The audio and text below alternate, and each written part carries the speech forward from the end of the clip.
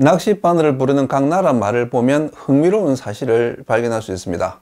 영어로 낚싯바늘은 훅이죠. 프랑스어로는 암송, 독일어로는 앙헬이라 부릅니다.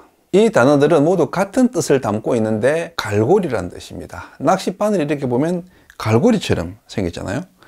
그런데 한국과 일본에서는 갈고리라는 말 대신에 바늘이라 부릅니다. 한자로는 똑같이 조침이라고 써놓고 일본어로는 쩌리바리, 우리말로는 낚싯바늘이라 부르죠. 그럼 중국에서는 뭐라고 부를까요? 띠아오고, 역시 낚시 갈고리라고 부릅니다. 즉 이거를 두고 바늘이라고 부르는 나라는 전 세계에서 한국과 일본밖에 없습니다. 그런데 바늘과 갈고리는 뉘앙스가 좀 다르죠.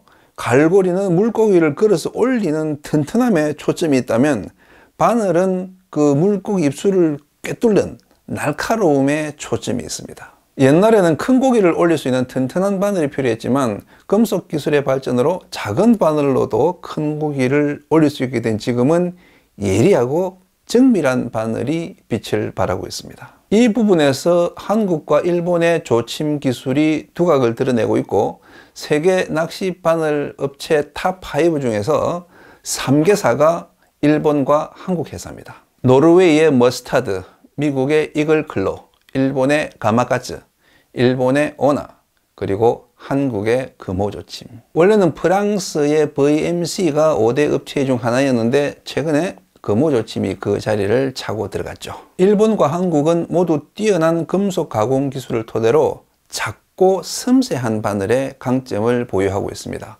손에 잡히지도 않는 작은 바늘에 미터급 대어를 끌어낼 수 있는 강도를 집어넣을 수 있는 나라는 많지 않죠. 그런데 안타깝게도 우리나라의 낚싯바늘 제조 기술에 비해서 소프트웨어, 즉 바늘의 디자인과 설계 능력은 떨어집니다. 그래서 아직도 일본 바늘 디자인을 그대로 본떠서 만들고 있습니다.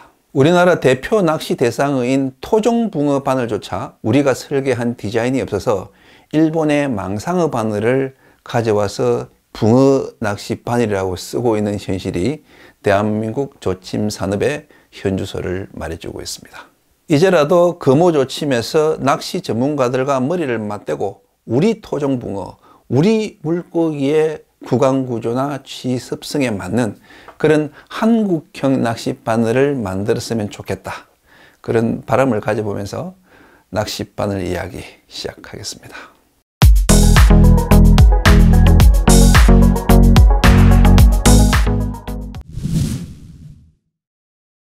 낚싯바늘의 종류는 방금 말씀드렸듯이 일본 기준을 따르고 있습니다. 일본의 낚싯바늘은 어종별로 구분되어 있죠. 그 중에서 우리나라 낚시인들이 가장 많이 사용하는 낚싯바늘은 어떤 것들이 있는지 한번 알아보겠습니다.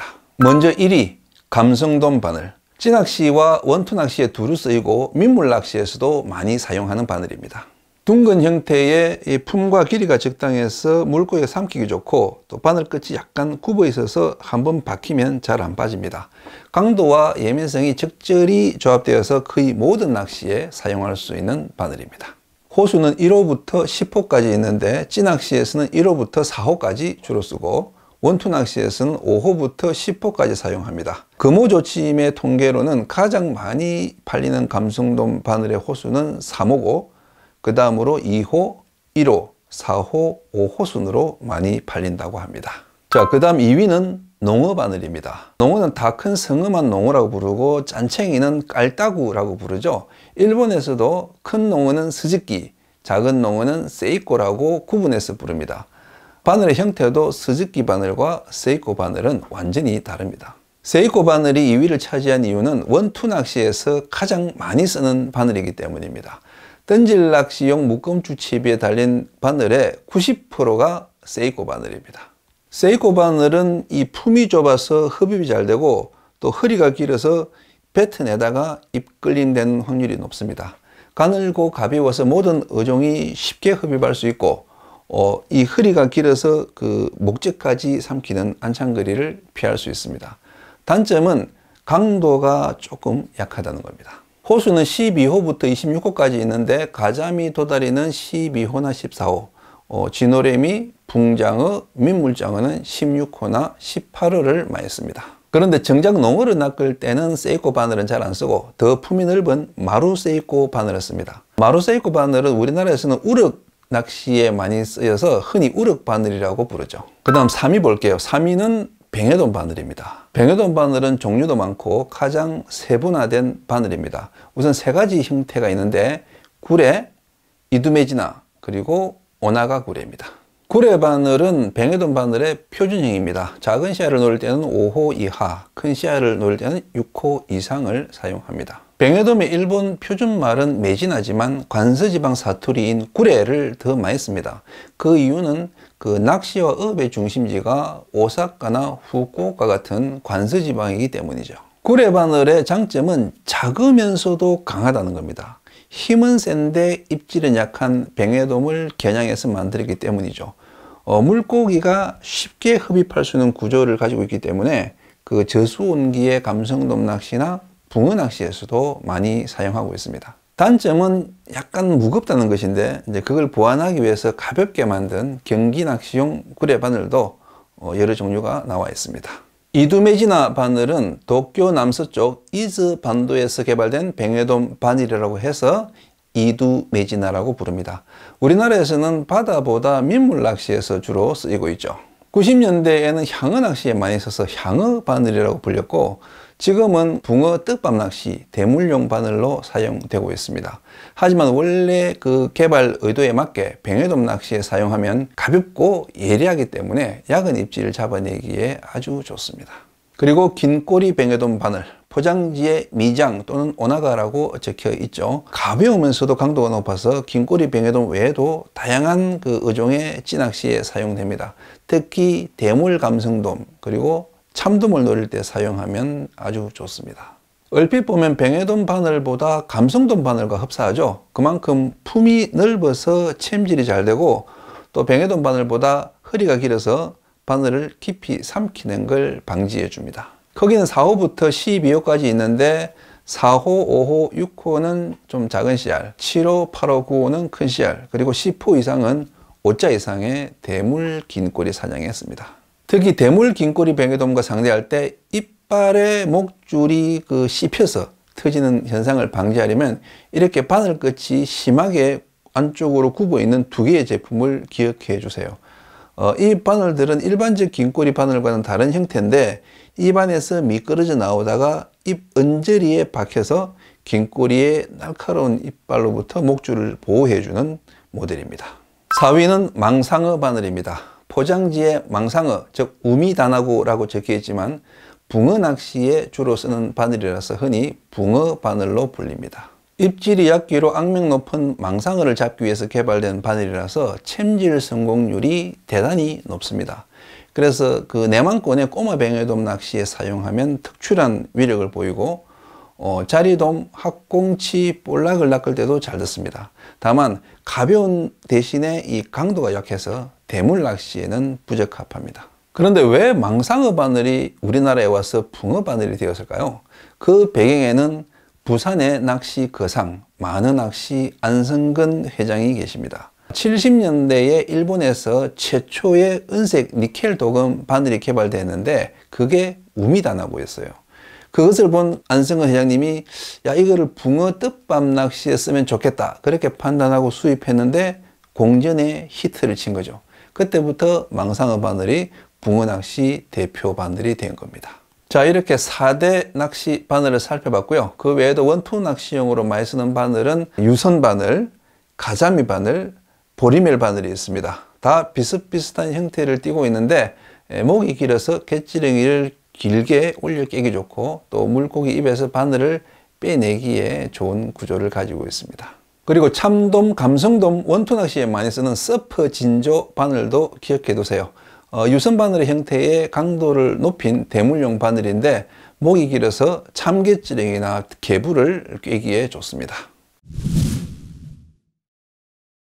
내일 낚시를 가는데 어떤 바늘을 준비해야 될까? 낚시 바늘을 고를 때 감안해야 할 7가지 기준을 알려드리겠습니다.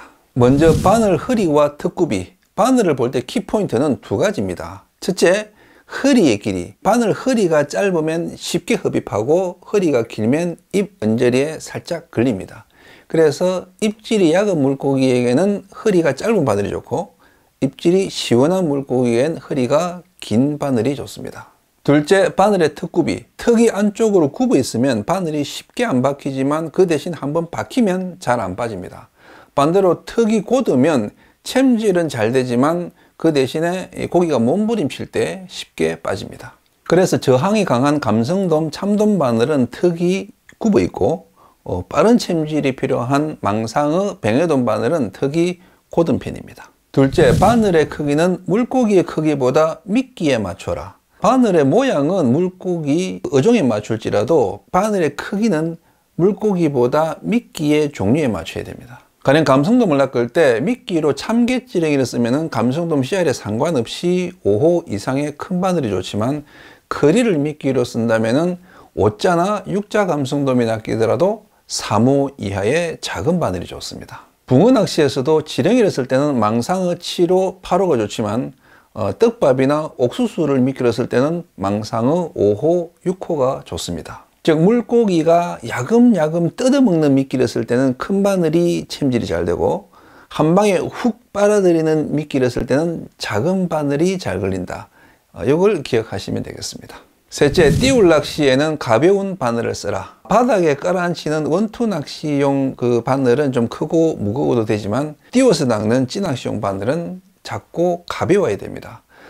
같은 띄울 낚시 바늘이라도 깊이 노리는 감성돔 낚시보다 얕게 띄우는 뱅에돔 낚시용 바늘이 더 가벼워야 됩니다. 또 같은 뱅에돔 낚시라도 조류가 빠른 본류대에서는 원활한 채비 내림을 위해서 무거운 바늘이 필요하지만은 목줄질을 써서 상층을 노릴 때는 가벼운 바늘이 필요합니다. 그래서 일제 바늘의 포장지를 보면 이렇게 바늘의 굵기와 무게가 적혀 있습니다. 이건 정말 우리나라 업체들도 배워야 할 부분이라고 생각합니다. 제품명에 경기, 속공 이런 이름이 붙은 바늘들은 띄울 낚시용으로 가볍게 만든 바늘이고, 깔아앉을 침자나 키플 심자가 붙은 바늘들은 조류를 뚫고 내릴 수 있도록 무겁게 만든 바늘입니다. 넷째, 입질이 약할 때는 무미늘 바늘이 좋다.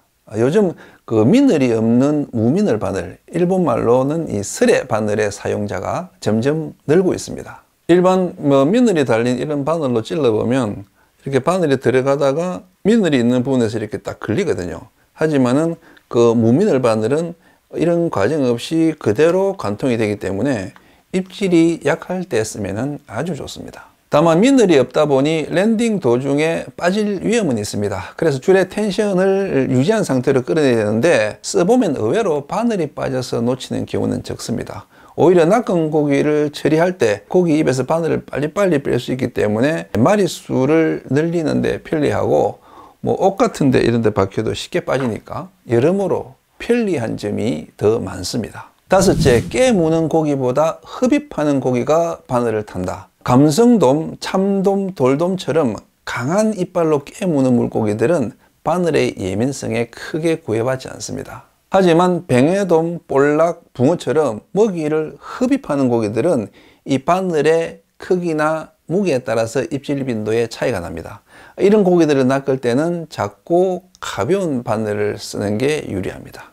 여섯째, 파도가 치거나 조류가 빠르면 큰 바늘을 써라. 파도나 급류 속에서는 물고기가 미끼를 천천히 삼킬 여유가 없습니다. 그래서 입질이 빠르고 과격한데 이때 바늘이 작으면 잘 벗겨집니다. 그래서 파도밭이나 본류대에서 낚시할 때는 큰 바늘을 쓰는 게 좋습니다. 바늘이 크면 약간 빠르게 챔질해도 잘 걸립니다. 바늘이 작을수록 챔질 타이밍은 늦게 가져가야 됩니다. 일곱 번째, 대어를 노릴 때는 고급 바늘을 써라. 물고기를 끌어내다가 바늘이 빠지는 경우를 돌아보면 작은 고기보다 큰 고기를 끌었을 때 그런 경우가 많죠. 그 이유는 큰 고기의 딱딱한 주둥이를 그 바늘이 뚫지 못하기 때문에 그렇습니다. 그때 비싼 바늘을 쓰면은 끝이 예리하기 때문에 더 깊이 박히고, 그래서 설걸려서 빠지거나 부러지는 그런 경우가 적습니다. 오늘 내가 기록에 도전하겠다. 그럴 때는 최고급 바늘을 준비하세요. 그리고 낚시 도중에 미끌림이 생겼을 때는 바늘 끝이 무뎌지는지를 꼭 확인하고 미심쩍으면 바로 갈아주셔야 됩니다. 마지막으로 바늘에 대한 두 가지 편견만 짚고 끝내겠습니다. 먼저 금침이 은침이나 흑침보다 강하다. 열 처리를 끝낸 바늘의 본래 색깔은 짙은 자주색입니다. 거기에 도금을 입혀서 여러 가지 색깔을 내는 거죠. 즉 금침이든 은침이든 흑침이든 도금을 벗겨내면 똑같은 짙은 자주색입니다. 그런데 왜 금침이 강하다고 인식되어 있을까요? 그 이유는 철사가 굵은 바늘이 금침 중에 많기 때문입니다. 아마도 낚싯바늘 업체에서 금침은 대물용으로 각인시키고자 의도적으로 좀 그렇게 만드는 것 같아요. 하지만 바늘의 강도는 바늘의 굵기를 보고 판단해야지 색깔로 구분해서는 안 됩니다. 두 번째 편견은 큰 고기와 상대할 때는 큰 바늘이 좋다. 지금까지 바늘이 부러지거나 휘어져서 놓친 경우를 돌아보면 작은 바늘보다 큰 바늘을 썼을 때 그런 적이 많았습니다. 작은 바늘은 끝이 더 예리하고 그만큼 깊이 박히기 때문에 의외로 잘 안 부러집니다. 큰 바늘이라도 이렇게 이제 설 걸리면은 쉽게 부러지지만은 이렇게 깊이 박히면은 작은 바늘도 결코 안 부러지죠. 이제는 낚시인들도 그런 사실을 알고 있고 트렌드도 점점 작은 바늘로 가고 있습니다. 소재 산업과 기술력이 좋아지면서 바늘의 소형화와 경량화는 점점 가속화될 전망입니다. 또 갈수록 줄어드는 의자원도 소비자들의 작은 바늘 선호도를 촉진하고 있죠. 어떤 낚시를 즐기시든 현재 해당 장르의 표준으로 통하는 바늘 사이즈보다 한 단계 더 작은 바늘을 사용하시면 더 뛰어난 조과를 올릴 수 있을 겁니다.